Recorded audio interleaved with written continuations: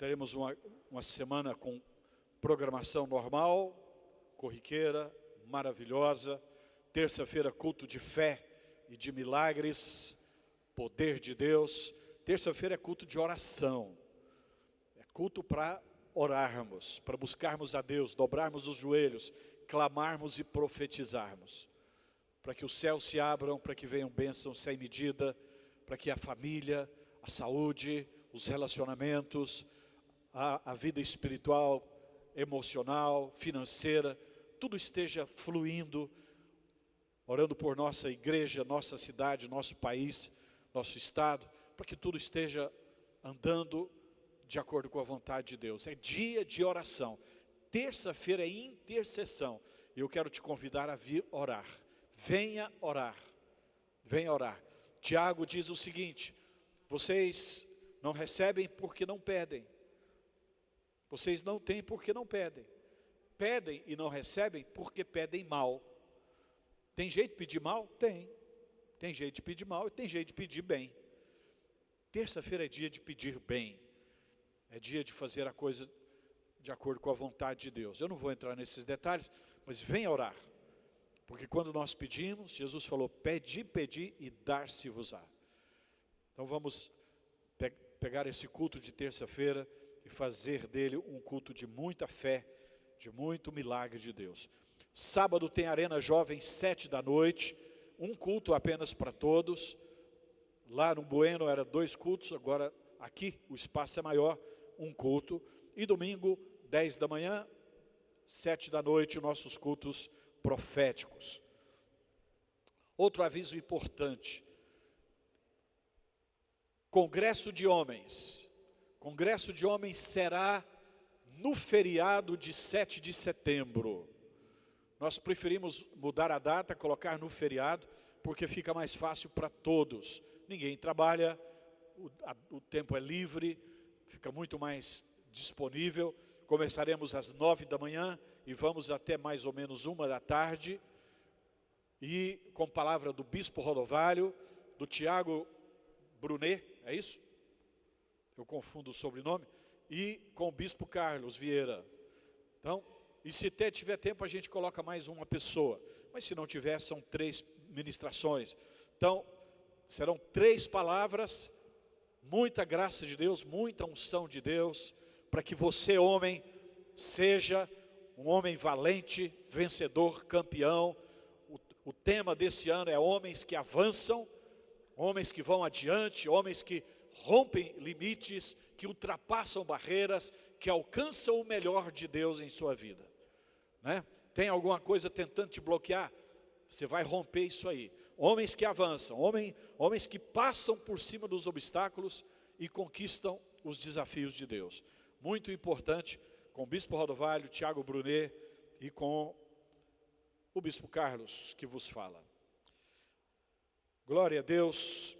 Vou pedir que você abra a sua Bíblia comigo no livro de 2 Timóteo, capítulo 4, versículo 6.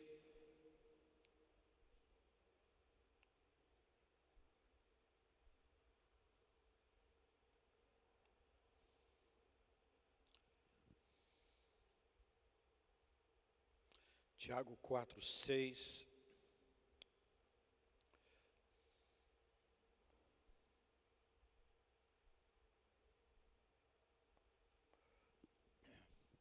Quanto a mim, estou sendo já oferecido por libação, e o tempo da minha partida é chegado. Combati o bom combate, completei a carreira, guardei a fé.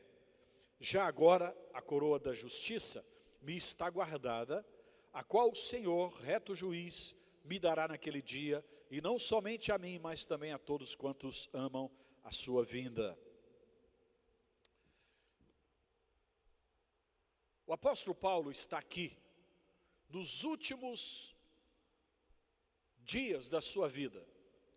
A última carta que ele escreveu, a última epístola, foi a 2ª epístola a Timóteo. Ele está idoso, está vivendo os últimos tempos da sua vida, dias, semanas, meses, mas está no final. E ele está preso. preso, condenado à morte, com o dia da execução marcado. Já está com tudo determinado aqui. Ele está falando que está chegando é porque ele já tinha o dia marcado para morrer. Porque ele estava preso, foi condenado pelo Império Romano a ser morto. Qual o crime dele?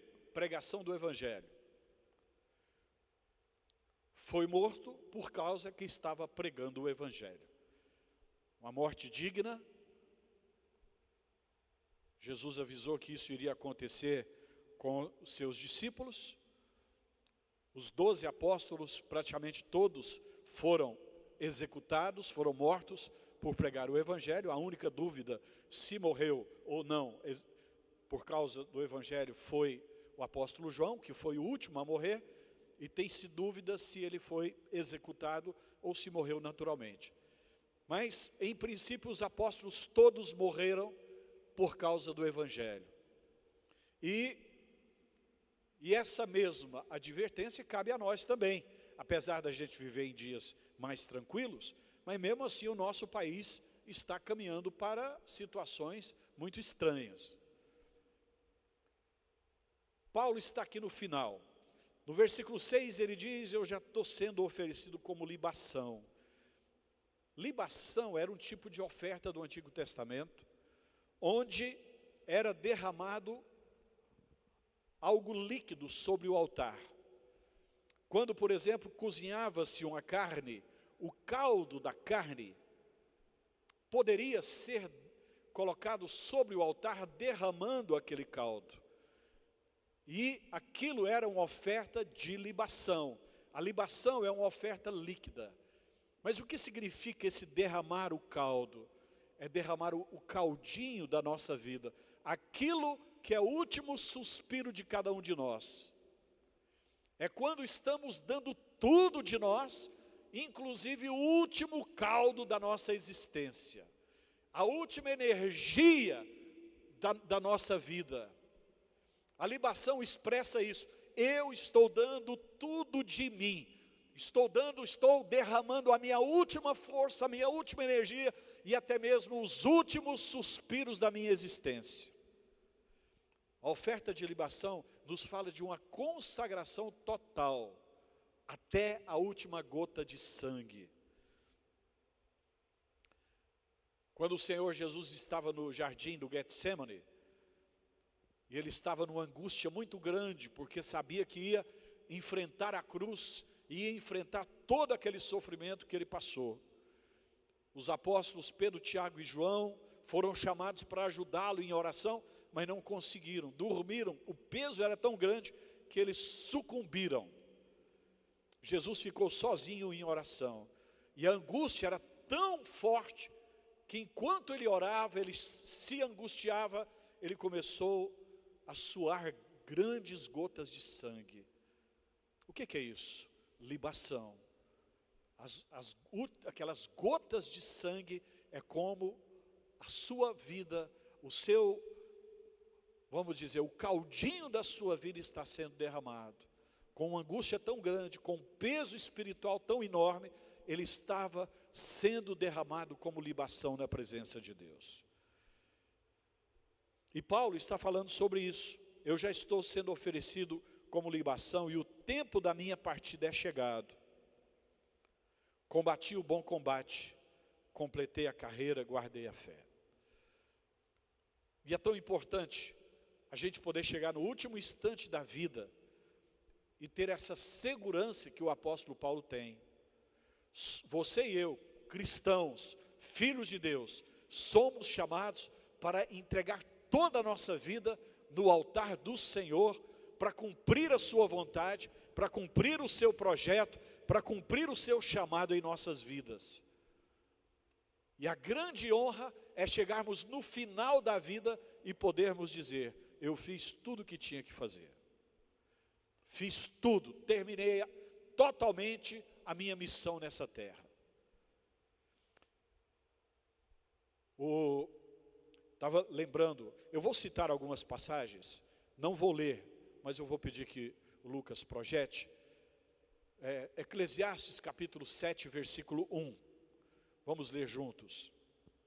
Melhor é a boa fama do que unguento precioso. E o dia da morte melhor que o dia do nascimento. Agora que frase forte. Melhor é o dia da morte do que o dia do nascimento. Não é porque morrer é bom, não. É porque no dia da morte você tem a glória de ter cumprido toda a sua missão. Versículo 2. Melhor é a casa onde há luto do que ir à casa onde há banquete. Pois naquela se vê o fim de todos os homens e os vivos que o tomem em consideração. É melhor ir num velório do que numa festa? É isso que Salomão está dizendo. Não é melhor no sentido de mais prazeroso. É melhor no sentido de mais proveitoso, de mais edificante. É claro que tem muito mais prazer numa festa. Porém, tem muito mais aprendizado, tem muito mais crescimento interior quando você está num velório. Porque ali você está vendo a partida de uma pessoa e aquela pessoa tem uma história.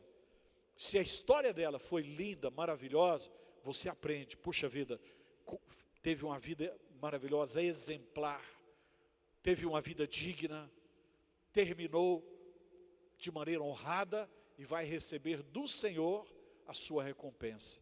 E se a pessoa terminou mal, foi uma lástima, você vai pensar, nunca quero ser igual a essa pessoa, nunca quero viver como ele viveu, Deus me livre, eu vou consertar minha vida para não fazer bobagem.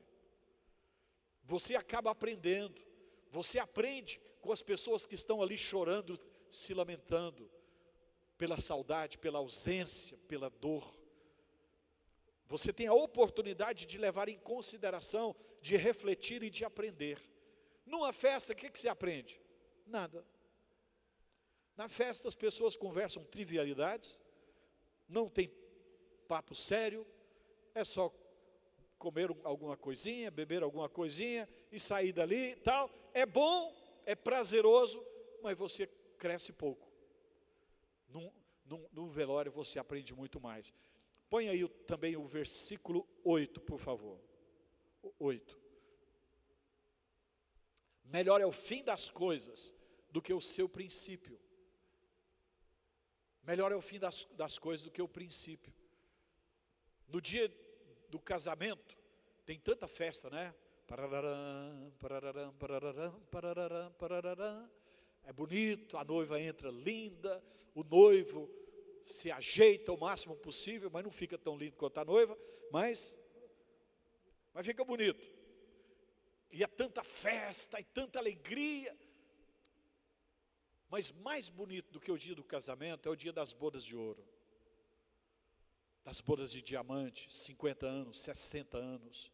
Quando você vê o cabelinho branco, quando você vê uma história de vida maravilhosa, quando você vê que valeu a pena aquela união, tem uma história grande ali de aprendizado, de crescimento, de superação, de cumplicidade, tem uma família edificada, tem brilho naquela história de vida. Porque o final, os anos finais, são muito mais bonitos do que os anos iniciais. O que é mais importante na vida de cada um de nós é como nós terminamos a nossa jornada e não como nós começamos. Alguém pode começar numa empresa, trabalhar numa empresa muito bem, animado, dedicado e tal. A questão é a seguinte, o que vai acontecer depois de 6 meses, de 1 ano, de 3 anos? Continua com aquele gás? Continua com brilho nos olhos? Continua produzindo ou se acomodou? Alguém começa liderando uma célula, começa a vida pastoral com muita energia e dedicação, mas como que vai ser depois de 1 ano, 2 anos, 5 anos, 10 anos? Eu já vi muita gente começando bem demais, mas que depois de alguns anos acomoda. Não, eu estou cansado, eu quero férias, eu quero ficar de boa. Não, o bonito é quando você vê uma pessoa que tem energia, gás, depois de 20, 30, 40 anos. Quando você vê o bispo Rodovalho com quase 50 anos de ministério, rodando o Brasil, rodando outras nações, fazendo conferências, pregando, abrindo igrejas, entrando em situações novas, desafios novos, com 50 anos de ministério. Isso é que é bonito. Não uma pessoa que depois de alguns meses ou alguns anos já está, acomodado, já conquistou os títulos que queria e aí agora não tem mais nada. Melhor é o fim do que o princípio. Não bata no seu peito, se glorie no princípio. O importante não é como começamos, o importante é o final da jornada. Mais um versículo, Hebreus capítulo 13, versículo 7. Hebreus 13, versículo 7. Lembrai-vos dos vossos guias, os quais vos pregaram a palavra de Deus, e considerando atentamente o fim da sua vida, imitai a fé que tiveram. Olha para os líderes, lembra deles, esteja com eles, escuta o que os seus líderes, os vossos guias, pastores, bispos, têm a dizer. Agora preste atenção no final da vida, porque o final da vida é que garante que a pessoa tem realmente conteúdo bom para te passar.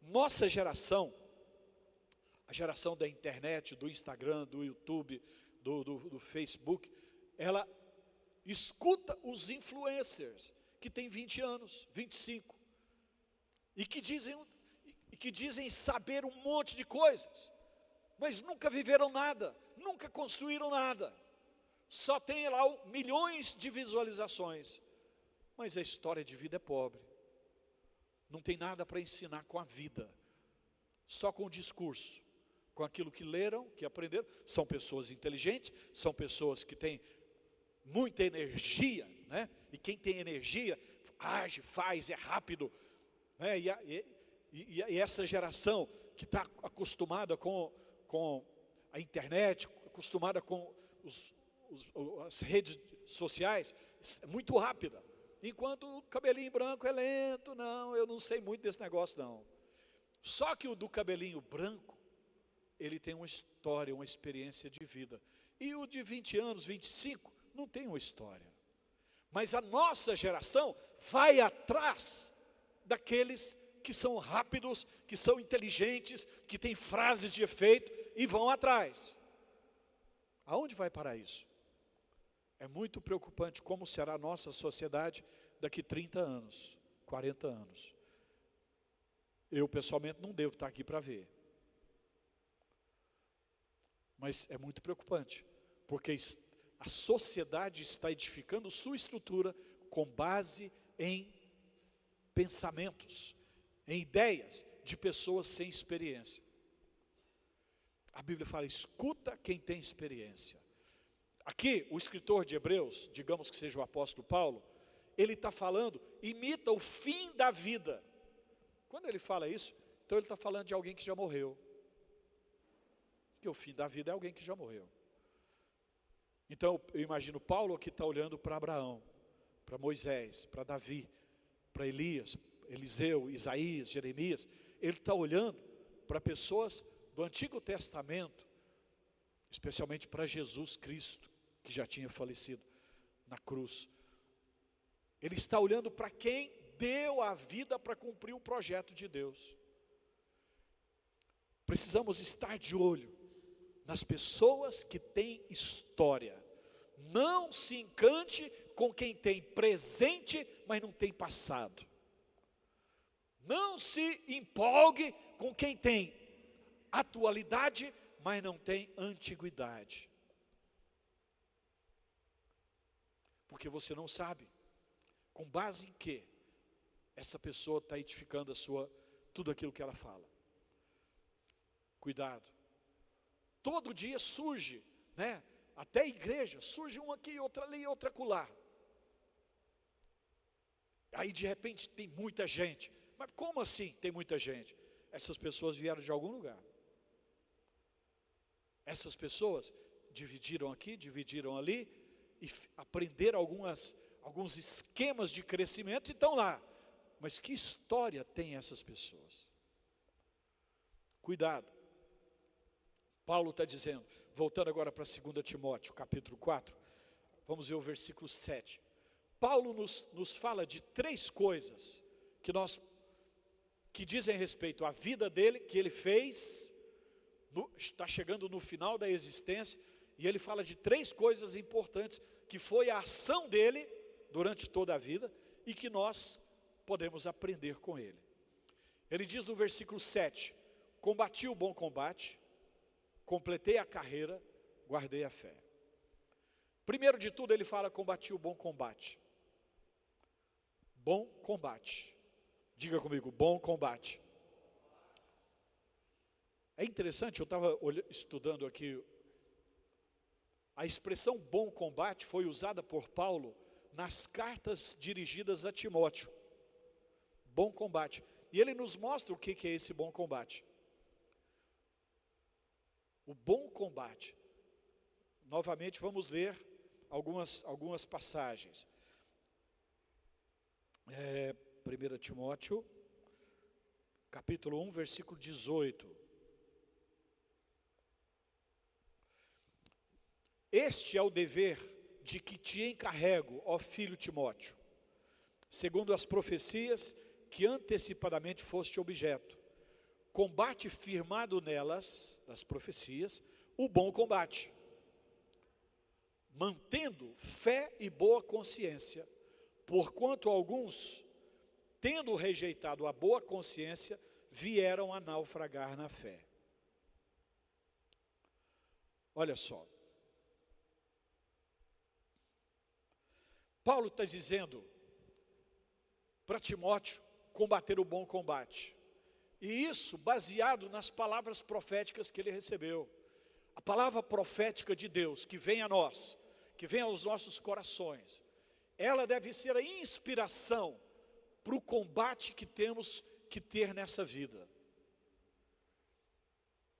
Palavra profética, a palavra que produz em nós, que nos ilumina, que nos dá a direção de Deus, que nos enche de confiança, de fé. Essa palavra é a base do nosso combate. E combate significa luta, literalmente, é lutar, é combater, é pelejar. E nós temos uma luta para lutar, um combate para combater. No versículo 19, Paulo diz, mantenha a fé. O que a palavra profética produz em nós? Fé. A fé vem pelo ouvir, e o ouvir pela palavra de Cristo. Quando você recebe a palavra de Deus, essa palavra produz fé em você. Então, para combatermos o bom combate, nós precisamos de fé. E essa fé tem que ser mantida. Mantenha a fé. Segura com você a fé, porque o seu combate é um combate de fé. Mantenha a fé e a boa consciência. Boa consciência, sua vida espiritual limpa, seu coração sem sujeira, sem contaminação. Você ali ligado com Deus, sem nada que te prejudique, que impeça sua vida com Deus. O bom combate nos fala de fé e nos fala de boa consciência. Diga comigo, fé e boa consciência. Fé, porque a palavra de Deus é que te alimenta, te impulsiona, te dá energia, te dá força, te dá coragem para ir adiante. E boa consciência, porque você não tem nada bloqueando sua vida. A consciência faz parte da nossa vida espiritual. E nós não podemos ter nada bloqueando o nosso acesso a Deus. Temos que estar limpos, temos que estar totalmente desimpedidos. Não pode ter contaminação do pecado, valores errados, princípios errados. Temos que estar completamente limpos, livres, para nossa comunhão com Deus fluir naturalmente. Mantendo a fé e a boa consciência, porquanto alguns, tendo rejeitado a boa consciência, vieram a naufragar na fé. Vamos para outro texto. 1 Timóteo capítulo 6, versículo 12. 1 Timóteo 6, 12. Combate o bom combate da fé. Aí Paulo já dá o nome do bom combate. Diga comigo, bom combate da fé. Novamente, bom combate da fé. Qual que é o nome do bom combate? Bom combate da fé. A comunhão com Deus, a boa consciência, ela tem que estar na vida de todos nós. Agora a fé é que te leva a um combate de verdade. Não tem jeito de viver a vida cristã sem combate. Eu estou numa luta, eu estou num momento de angústia, eu estou passando por um vale de dificuldade, parece que tem gigante, parece que os problemas não acabam. O que eu faço? Combate. Irmão, o combate da fé faz parte da nossa vida. Não existe vida cristã sem combate. Não dá para cruzar os braços e ficar esperando os anjos nos servirem. Tem muita gente que está esperando isso. Eu quero ficar sentado, tomando um suquinho de laranja tranquilo, comendo um pastelzinho, enquanto os anjos vêm e me servem. Não funciona. A vida cristã tem combate, tem luta. A vida cristã tem peleja. Não dá para vivermos a nossa vida com Deus deitado eternamente em berço esplêndido. Não vai dar certo. Existe uma luta. Livro de Efésios, capítulo 6, Paulo fala sobre a armadura de Deus em nossas vidas. E ele começa dizendo: fortalecei-vos no Senhor, na força do seu poder, para que tomai toda a armadura de Deus, para que depois que vocês fizerem tudo, vocês permaneçam inabaláveis. Toma o cinto da verdade, a couraça da justiça, o capacete da salvação, a sandália da preparação do evangelho, o escudo da fé, a espada do Espírito, orando o tempo todo no Espírito. Porque nós precisamos estar armados para a batalha. Existe uma guerra espiritual para ser guerreada. E não tem como vivermos uma vida cristã sem a batalha da fé, o combate da fé dia a dia em nossas vidas. E é por isso que precisamos aprender a desenvolver uma vida espiritual intensa. Todo dia, oração. A gente sempre fala, não inicie o seu dia, não inicie o seu dia sem antes ter meia hora, 40 minutos de oração. Sem antes ler uns 2, 3 capítulos da Bíblia. Não inicie. Não, mas eu tenho que levantar cedo para ir trabalhar. Levanta 40 minutos antes. 30 minutos, 40 minutos antes. Levanta um pouquinho mais cedo. E antes de fazer qualquer coisa, antes de sair para a luta, faz o seguinte: dobra seu joelho, ora, derrama suas lágrimas, coloca diante de Deus cada atividade daquele dia, coloque diante de Deus a sua vida, adore, coloque uma música ou duas de louvor, de adoração, cante, abre a boca e fala, expressa o seu coração para Deus. Quando você faz isso, você está recebendo o poder de Deus na sua vida, você está vencendo o bom combate da fé. Aí quando você for lá trabalhar, fazer seus negócios, suas vendas, né, ir para o seu órgão público onde você trabalha, para a escola onde você trabalha, para seus afazeres do dia, do lar, seja o que for, seu coração está cheio, você está alimentado da palavra de Deus, você está cheio do Espírito Santo, você derramou a sua alma diante do Senhor. Combate o bom combate da fé, toma posse da vida eterna, para a qual também foste chamado. Então, essa é a primeira coisa que Paulo falou. Eu não vou continuar essa mensagem sobre o combate da fé, porque eu preguei sobre ela domingo passado, aqui na igreja. Então, se você quiser essa mensagem completa, ela está no vídeo de domingo à noite, domingo da semana passada. Eu vou entrar agora no segundo aspecto, voltando lá para 2 Timóteo 4:7. 2 Timóteo 4:7. Paulo diz: combati o bom combate, completei a carreira. Diga, completei a carreira. Carreira, o que é carreira? Carreira, essa palavra nos fala da nossa jornada nessa vida. A jornada da nossa vida nessa terra. Aquilo que Deus preparou para cada um de nós nesta vida. Cada um de nós tem uma jornada para cumprir. Fala da sua vida, da sua existência nesse mundo. Quando Paulo fala, eu completei a carreira que Deus tinha para mim. Eu completei a missão que Deus tinha para mim. Eu fiz aquilo que o Pai Celestial escolheu para mim, determinou para a minha vida. Isso nos fala de nós, primeiro, sabermos aquilo que Deus quer que façamos neste mundo, cada dia da nossa vida.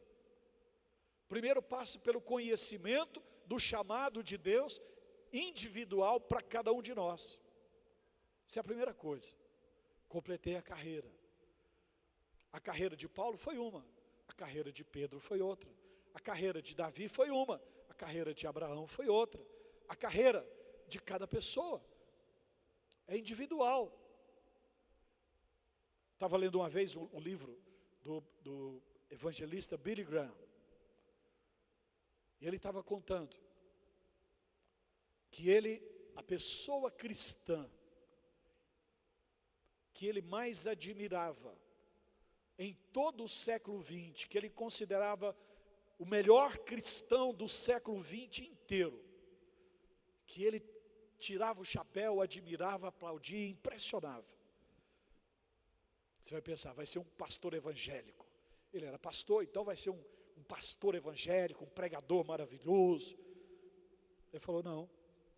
Madre Teresa de Calcutá, uma freira católica, não era pregadora. Eu li a biografia do Billy Graham e eu li a biografia da Madre Teresa. A Madre Teresa, ela tinha horror de pregar. Ela admirava os padres. Ela vivia, né, dentro do ambiente católico. Ela admirava os padres e morria de dó dos padres, porque eles tinham que pregar. Ela não queria saber desse negócio de pregação. Mas o trabalho dela, a carreira dela, a missão dela foi servir. E sabe qual foi o chamado que Deus deu a ela? Madre Teresa era europeia, nasceu na Albânia, estudou na Inglaterra e Irlanda. Eu tenho dúvida de qual dos dois países. Estudou lá. Se não me engano foi Irlanda, estudou e formou como freira, depois passou um tempo na África do Sul, e depois foi para a Índia, sentiu um chamado para a Índia e foi, uma mulher europeia, podia ter aproveitado o ambiente europeu, só cuidando da vida dela, não fez isso não, foi para a Índia. Quando ela estava na Índia, não foi antes, quando ela estava lá, numa missão, servindo numa região do país, ela pegou um trem, estava viajando na Índia de trem, estrutura muito precária, a Índia na época era colônia inglesa, e ela estava lá viajando sozinha no trem, de repente Deus começou a falar com ela ali naquele trem, ela no cantinho dela, e Deus falou para ela, para onde ela devia ir, Calcutá, cidade de Calcutá, mas Deus falou, você vai cuidar dos pobres mais pobres, não vai cuidar dos pobres, é dos pobres mais pobres de todos, é onde a miséria é a pior de todas. Deus deu a ela as direções. Ela foi para lá, ela só podia ter uma peça de roupa, uma sandália, parece, eu não lembro direitinho, mas uma Bíblia, ou não sei o que ela carregava. Não podia ter nada extra, tinha que ter o básico do básico do básico. Maior simplicidade, foi assim que ela foi. E ela mudou para um lugar onde estavam os leprosos. Leprosos que não tinham como cuidar de si mesmos. E ela se misturou lá cuidando dessas pessoas. E teve tanta bênção de Deus, e ela trabalhava tanto, servia tanto, que aquele trabalho foi crescendo, foi crescendo, foi crescendo. Aí mais pessoas quiseram ajudá-la. Mulheres quiseram ajudá-la. Aí ela falava, você quer ajudar? Quero. Então você vai viver do jeito que eu vivo. Você não vai ter nada. Pega as suas coisas e dá tudo para os outros. Você vai ficar só com uma peça de roupa, só uma sandália, só isso. Do jeito que eu vivo é o que você vai viver. Foi assim, essa foi a missão dela. E depois o trabalho cresceu, multiplicou, homens entraram na história, e a coisa se tornou uma coisa grandiosa, que se espalhou para outros países. A missão dela, a carreira dela. E o Billy Graham, qual foi a carreira dele? Ele se tornou um evangelista, começou dentro dos Estados Unidos, em lugares importantes, grandes concentrações de pessoas, milhares, depois entrou na televisão, e aí pregação pela TV, as pregações dele transmitidas para tudo quanto é lado, e depois ele começou a ser conselheiro dos presidentes americanos. Ele foi conselheiro pessoal particular de muitos e muitos e muitos presidentes americanos, independentemente do partido político. Tinha acesso direto à Casa Branca.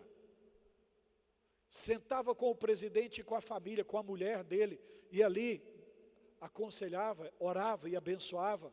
Toda vez que um presidente ia assumir o governo do país, ele era chamado para estar lá e abençoar aquele presidente.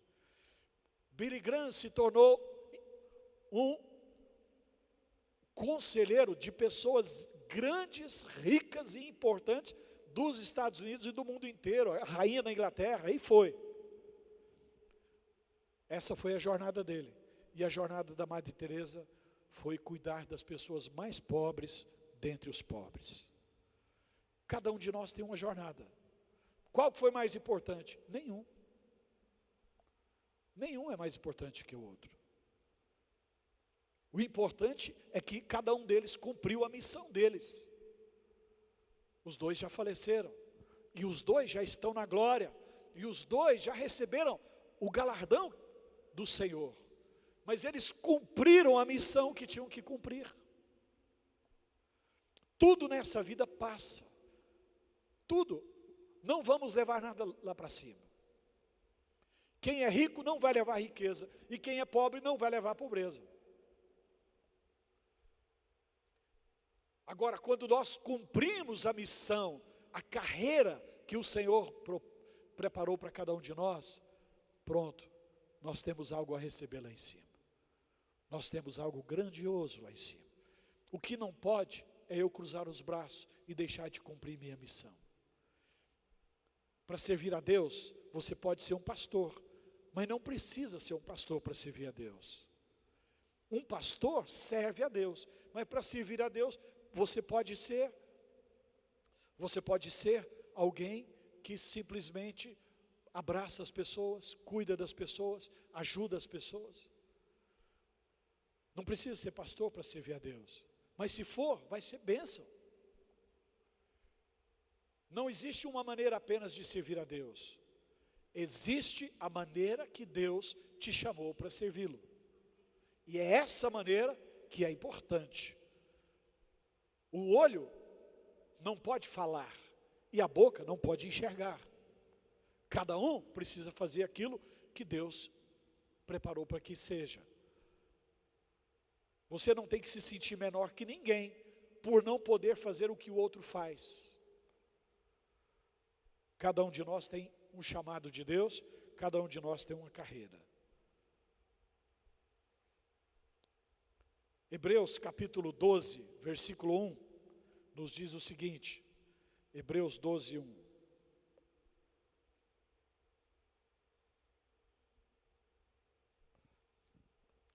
Portanto, também nós, visto que temos a rodear-nos tão grande nuvem de testemunhas, desembaraçando-nos de todo o peso e do pecado que tenazmente nos assedia, corramos com perseverança a carreira que nos está proposta. Fala comigo, a carreira que nos está proposta. Olha para o irmão que está ao seu lado e fala, Deus tem uma carreira para você.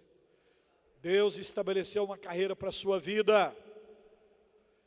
Olhando firmemente para o autor e consumador da fé, Jesus, o qual em troca da alegria que lhe estava proposta, suportou a cruz, não fazendo caso da ignomínia, e está sentado à destra do trono de Deus.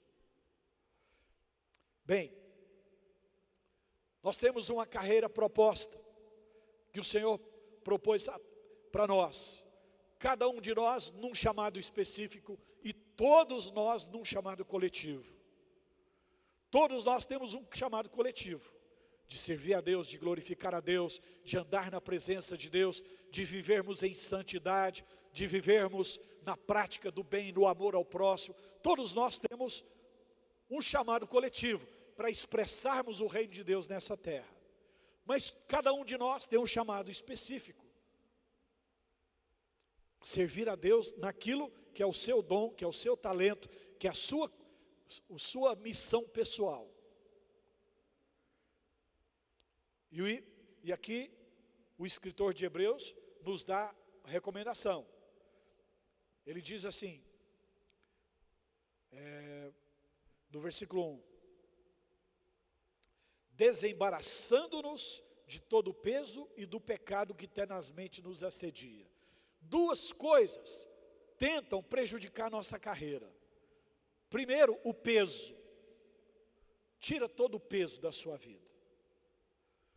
Segundo, o pecado. O que é o peso?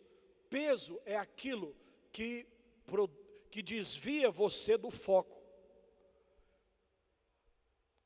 que leva você a ficar sobrecarregado com coisas que prejudicam o seu andar.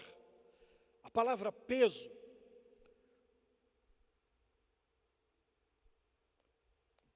pode até ser entendida como um estorvo. É aquilo que estorva você, ou como diz o outro, estrova, né? Lá na roça fala que estrova. É aquilo que estrova você, que estorva você, que faz com que você tire o foco das coisas que realmente são importantes. Tem pessoas que acabam se metendo em situações que tiram sua mente, seu coração do propósito principal. Por exemplo, um marido, uma esposa, devem ter como foco principal que a sua família seja bem edificada na presença de Deus, todos estejam andando com Deus, servindo ao Senhor, e de repente permite que entre um estorvo na vida da família. Uma pessoa coloca dentro de casa uma pessoa que não tem fé, coloca dentro de casa uma pessoa que atrapalha o ambiente da família, que critica a Deus, critica a palavra, critica a igreja, critica os pastores. Uma pessoa que não tem temor de Deus, ela começa a fazer parte daquela família. Morar na mesma casa, ou um vizinho que de repente passa a infiltrar no dia a dia. O que essa pessoa é? Um estorvo. Isso é um peso. Isso é um peso. E esse peso pode levar um filho ou outro filho, de repente, a questionar a fé, a deixar a palavra, a sair da presença de Deus. sabendo uma vez que um casal que servia a Deus na igreja ali direitinho, levou para morar com eles um rapaz que veio, não tinha estrutura na família, vivia uma vida, mas eles ficaram com compaixão do rapaz, levaram o rapaz para dentro de casa. Rapaz. E o marido saía para trabalhar e não sei o quê, e o rapaz ajudava, fazia isso, uma coisa e outra. E foi ficando, 1 mês, 2 meses, 3 meses, 6 meses, 1 ano, 2 anos. Quando o marido viu, aquele rapaz estava dormindo com a esposa dele. Aí o cara fica com raiva do rapaz, com raiva, por quê? O que aconteceu? Eu te ajudei. Não, você permitiu que entrasse um estorvo na sua vida. Entrou uma encrenca. Bispo, mas a gente não pode nem ajudar. Pode ajudar de outras maneiras, não dessa. Sua casa é sagrada. Você não vai colocar dentro da sua casa um estorvo. Você não vai colocar junto com seus filhos uma pessoa que vai te atrapalhar. Sai fora. Mas eu fiquei com compaixão. Ajuda numa casa de recuperação. Mas dentro da sua casa não. Sua casa é um lugar sagrado. É um altar para adoração a Deus. A gente não permite que coisas assim aconteçam. De jeito nenhum. Está fora. Tem gente que tem uma família bonitinha e tal, e tal, e tal. E depois o maridão, para ganhar mais dinheiro, começa a viajar. Sai de casa, fica tempo demais fora, tempo demais fora, tempo demais fora. Quando todo mundo acorda, aquele homem está frio na fé, não vai mais à igreja, não tem mais a presença de Deus. Ah, mas eu preciso ganhar o pão de cada dia. Mas você não precisa ganhar 100 mil por mês? Os seus 50, tá bom, não tá não? Para você ficar da sua casa direitinho? Estou exagerando, porque não quero falar de valores. Não precisa ficar milionário. É mais importante ganhar um pouco menos, mas estar com a família em ordem, com a vida, com o casamento, tudo funcionando direitinho. Ninguém precisa ser milionário para viver. É muito melhor viver com menos e tendo harmonia com Deus, no casamento e com os filhos, do que ter muito dinheiro e perder tudo. Não permita estorvo na sua vida. Estorvo, esse peso, é um estorvo que te desvia do propósito de Deus. Não permita. A outra coisa que atrapalha as pessoas é o pecado. O peso atrapalha. E o pecado, pior ainda. Nem sei qual que é pior. Porque o pecado faz separação entre nós e Deus. O profeta Isaías disse no capítulo 59, que o pecado faz separação entre nós e Deus. Quando o pecado entra, Deus se afasta. Mas eu não estou sentindo a presença de Deus. Tem algum pecado aí? Tem alguma coisa errada que não foi confessada, que não foi corrigida? Tem uma prática de imoralidade, tem uma prática de desonestidade, tem uma prática de injustiça, tem alguma coisa que não está bom? Porque no pecado não é possível cumprir a carreira. Quando Paulo fala, eu acabei a carreira, ele está dizendo, eu andei em santidade. Eu vivi minha vida na santidade, na presença de Deus. Eu não brinquei com o pecado em nenhum momento. Eu estou terminando minha carreira na santidade do Senhor. Tão importante isso. Tão importante. Com o pecado, ninguém cumpre a sua carreira. Ah, mas Deus entende a nossa fraqueza. Não, não existe isso. Deus entende o pecador que se arrepende, que confessa seus pecados, que dobra seus joelhos, derrama suas lágrimas, pede perdão e muda de vida. Isso Deus entende. Deus não é complacente com fraqueza de ninguém. Deus é só perdoador do arrependido. Complacência não faz parte. Existe a pessoa fraca que se arrepende, e existe a pessoa fraca que não se arrepende. Ah, mas eu estou arrependido. O arrependido é aquele que dobra seus joelhos, confessa e abandona o pecado. Quem apenas sente, não está arrependido. Conhecemos o arrependimento pela mudança de atitude, pela mudança de comportamento, de cabeça. Não conhecemos o arrependimento por causa de lamúrias e de lágrimas. Conhecemos por causa do quebrantamento e da mudança de vida. Para cumprirmos a carreira, o pecado tem que sair fora.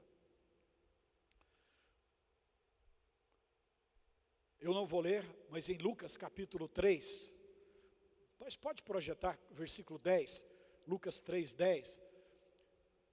As pessoas chegavam para João Batista, para serem batizadas. As multidões interrogavam João Batista dizendo: que havemos, pois, de fazer? Olha, para cumprir a carreira nós temos que fazer, tem que ser prático. Carreira é prática do dia a dia. Que havemos de fazer? Próximo versículo. Respondeu-lhes João: quem tiver 2 túnicas, reparta com quem não tem. Prática da bondade, da compaixão, da solidariedade. Quem tiver comida, faça o mesmo. Reparte a roupa, reparte a comida. Foram também os publicanos, cobradores de impostos, fiscais do imposto, para serem batizados, e perguntaram: mestre, que havemos de fazer? Respondeu João: não cobreis mais do que o estipulado, seja honesto nos seus negócios. Seja honesto, seja íntegro, não brinca com isso. Sua vida prática, vamos colocar aqui para todos nós na vida profissional, que você seja íntegro, honesto. Para cumprir a carreira cristã tem que ter honestidade, integridade, verdade. Não dá para um cristão não pode viver de maracutaia. 14. Aí tem gente que fala: mas a gente tem que ser esperto. Eu não contei toda a verdade, mas não, você, ao omitir a verdade, você mentiu, porque a omissão também é mentira. Esperteza não faz parte do reino de Deus. A esperteza maliciosa, a esperteza aproveitadora não faz parte do Espírito Santo. O Espírito Santo não é assim. E se ele não é, eu também não posso ser. Também soldados lhe perguntaram: e nós, que faremos? Ele lhes disse: a ninguém maltrateis, não deis denúncia falsa, contentai-vos com o vosso soldo, com o vosso salário. Aqui está o soldado. Mas para não ficar só no soldado, vamos pensar todos aqueles que exercem autoridade. Não maltrata ninguém. Você tem autoridade não é para maltratar, é para ajudar, é para proteger, é para organizar o ambiente. Você não tem autoridade, não é para maltratar ninguém. Papai e mamãe, não maltrata os filhos. O apóstolo Paulo aconselha: você pode disciplinar seu filho, mas você não pode espancar. Você não pode prejudicar a autoestima do filho. Paulo fala: não provoqueis vossos filhos a ira. Por que provocar a ira? Porque pai e mãe que fala demais, que bate demais, que disciplina demais, o filho fica irritado. E o que vai acontecer com esse filho? A autoestima dele cai. Aí ele se sente pequeno, inferior, incapaz, imprestável. O filho dos outros é bom, mas eu sou ruim. Meu pai e minha mãe não gostam, não me elogiam, não me aplaudem. O filho dos outros é que é bom. Quem exerce autoridade não pode maltratar os outros. Os pastores estão aqui para levantar você, não para diminuir você. Amém ou não? Ninguém maltrateis, não faz denúncia falsa, não mente, não acusa os outros falsamente e fica satisfeito com o seu salário. Não fica doido aí para ficar rico não, calma.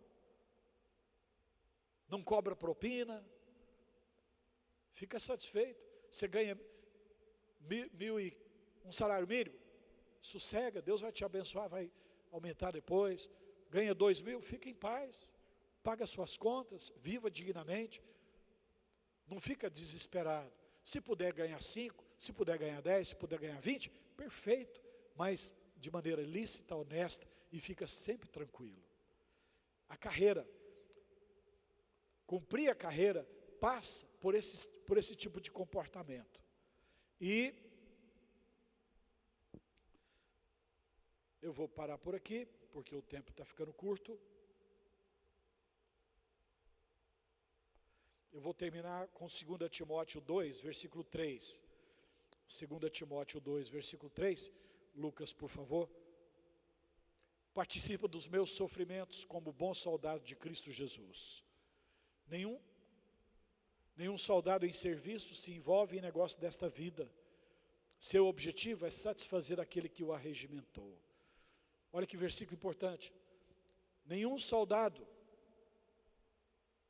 em serviço se envolve em negócios desta vida. Você tem uma carreira. Você é um soldado de Cristo. Você tem uma missão para cumprir. Não se envolva com coisas que roubem a sua missão.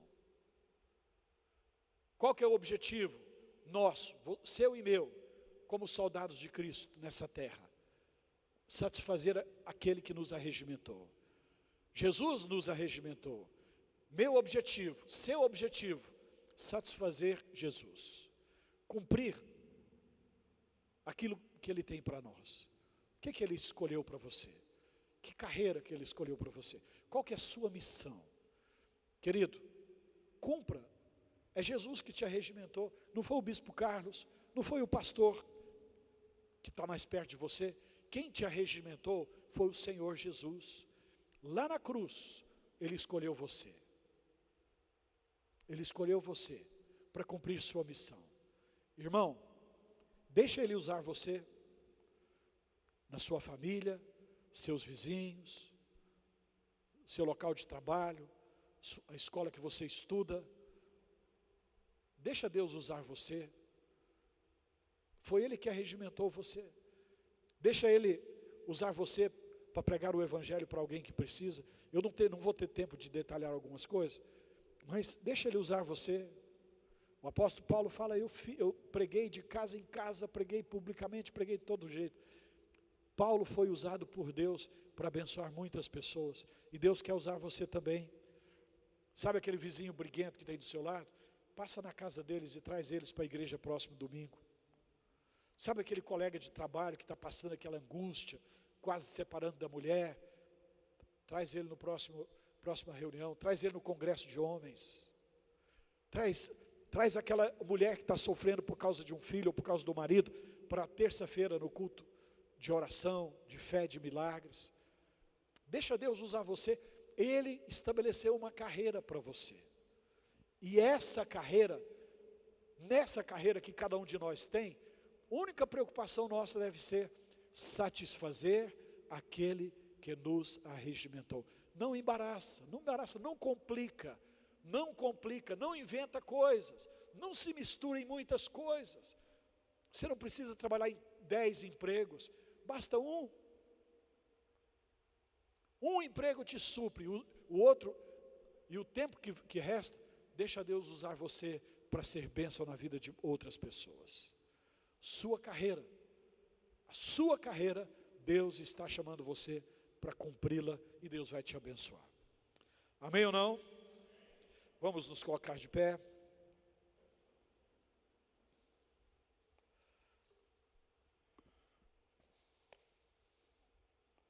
Melhor é o fim de uma coisa do que o seu começo.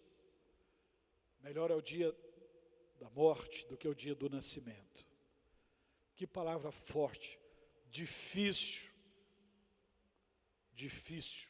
mas muito verdadeira. Não se deslumbre com o mundo, deslumbre-se com o seu chamado, com a carreira que o Senhor chamou para você. Porque isso é que vai trazer a você o verdadeiro galardão na eternidade.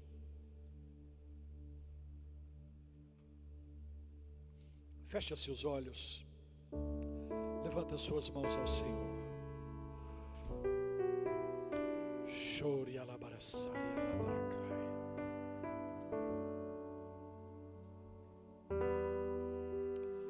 Meu Deus, meu Deus, meu Deus. Obrigado por tua palavra maravilhosa, Senhor. Obrigado, Senhor, porque a Tua palavra nos ensina aquilo que realmente é importante nesta vida. E o que realmente é importante é servirmos ao Senhor, é adorarmos ao Senhor, é cumprirmos o chamado do Senhor para nós. Cada um de nós, na nossa individualidade, e todos nós, como corpo de Cristo nessa terra, ajuda-nos a cumprir o Teu chamado, a cumprir o Teu propósito. Meu Deus, eu te peço, cada um dos Teus filhos que está aqui neste momento, que o Senhor unja, fortaleça, abençoe, para que cada um cumpra o seu chamado, glorifique ao Senhor através de nossas vidas, que cada um de nós possa glorificar a Ti, Senhor, no trabalho, na escola, na família, ó Deus, na sociedade, onde quer que estejamos, seja glorificado o Teu nome na vida de cada um de nós. Meu Pai, nesta manhã, quebra todo o peso, todo estorvo que prejudica cada vida, tudo aquilo que tem atrapalhado a vida, a família, o casamento, as finanças, a vida espiritual, a fé. Ó Deus, quebra, tira esse peso, Senhor. Derrama Teu Espírito, envia Teus anjos e remove o peso que está atrapalhando. Quebra, Senhor, o poder do pecado. Toda a ação do pecado seja quebrada. Passa Teu sangue santo sobre cada vida e vai removendo o pecado. Vai tirando, ó Deus, a força do pecado, toda a contaminação da imoralidade, da desonestidade, da avareza, ó Deus, da ira, das brigas, das discussões, da mágoa. Ó Deus, vai quebrando, vai quebrando, vai quebrando. Destrói todo o poder do inferno, todo o poder dos demônios, todo o poder do pecado. Seja quebrado, destruído, aniquilado, eliminado, e que o sangue de Jesus nos purifique de todo o pecado. Ajuda-nos a cumprir a carreira que o Senhor propôs a cada um de nós, estabeleceu a cada um de nós. Abençoa cada irmão, cada irmã, que Teu sangue, que Tua unção possa encher cada vida, no nome de Jesus Cristo, amém.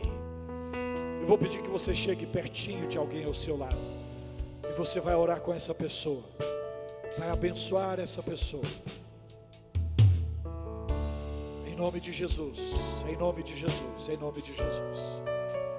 Chore alaboria-se, tori alabaracá. Ore para que o irmão que está com você cumpra a sua carreira, cumpra o seu chamado, cumpra o seu propósito, em nome de Jesus.